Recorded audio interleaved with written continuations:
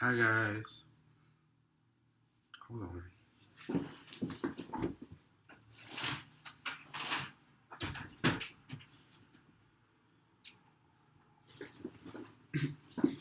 Yeah, it's better. I'm trying to cool off my room because my dad has the heat on and it's so hot. Um, Today we're going to be talking about not magic and some things you can do with not magic. Let me get these last couple of picks out. So, not magic is basically a form of binding magic and restricting magic. A good example of binding and restricting magic would be one that I could think of is uh, The Craft.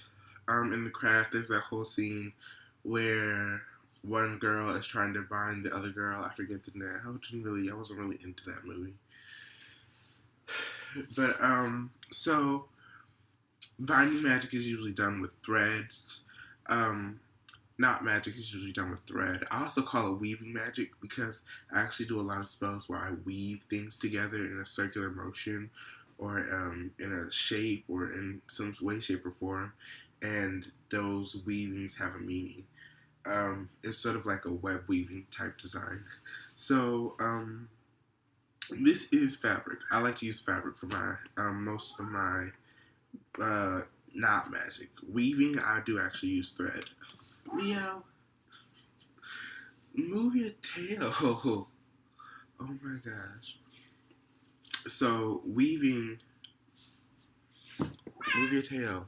So for weaving, I like to use thread, but for actual not magic, I like to use fabric. And you'll notice that the fabric that I use has a design to it, or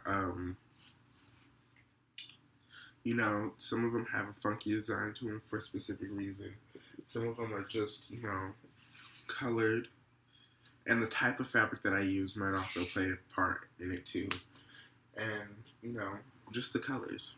So, um, something to think about when you're doing weaving or not magic is clear intent. But that's kind of something you need for every ritual, but intent has to be extremely clear, and you also have to know what kind of knot magic you're going to do. Like, if you're going to do a wind knot, first of all, I suggest yellow fabric. But if you're going to do a wind knot, you have to be able to undo those knots. So the knots can't be extremely tight. They can't be, um, as compared to a binding, spell to keep somebody's tongue from talking, which I actually have one of those, and I'm going to share that one with you. Um, you might need that to be a little bit tighter because you don't want to loosen up this person's lips. Um, and like as far as the patterns go, there are certain people that I have associated with patterns like this or with patterns like this. And so what I do is if it's a specific person, I just take it and I tie it in a knot and I'm just like, and I just tied it in a knot. And that's just me binding that person. I don't say anything fancy over it. It's just me tying it in a knot. But then I also have to be like, oh, can I get this knot out later? And I'm really good at getting out knots for some reason. So at some point in time, I'll be able to get this knot out. But as for now, my business is done. So it's a really quick way of doing a binding ritual. And if you have like protection spirits or protection dolls, or if you want to put on your ancestor altar or something like that, you can do that as well. That's always a welcomed idea. So we're gonna do. I'm going to show you guys how I do a simple spell to keep people's mouths shut. Um, a little background about this spell. So at my school, there's a boy I used to like, and I didn't want him to hear anything about me before I got the chance to talk to him. And there are specific people that he hangs around that I know that he would have heard things from. So what I did was I took a piece of purple fabric and I put 9 knots in it. And each one I said, bind their tongue, let them speak no evil.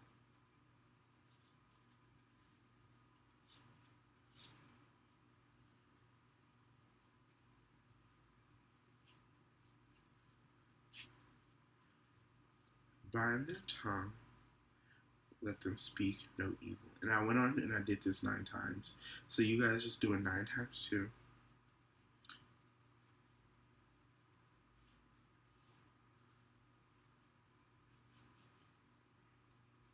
Bind their tongue, let them speak no evil.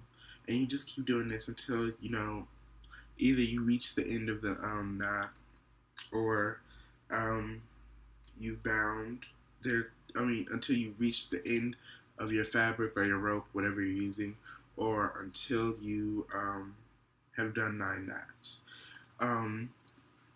Or you could just do a knot for every person that you think might be talking stuff about you. And then you take it and you wrap it around. I wrapped mine around my protection spirit, Jubilance. But you probably could put yours on your ancestor altar, give it to Saint Martha, give it to Saint Michael. Just give it to some spirits that you know that are going to do well with it. So that's been my little thing about knot magic. If you have any questions or comments and concerns, please do ask me in the comments or send me a message.